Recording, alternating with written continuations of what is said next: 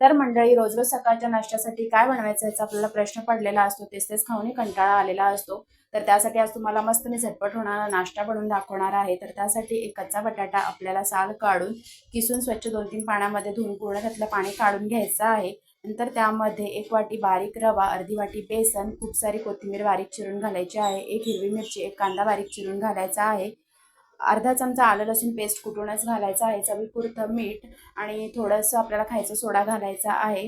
गरजेनुसार पाणी घालून इडली डोशाचा बॅटर बनवतो त्याप्रमाणे बनवून घ्यायचा आहे. थोडासा लिंबाचा रस पिळायचा आहे. त्यामध्ये 15 मिनिटासाठी हा बॅटर आहे तो रेस्ट करायला ठेवायचा आहे.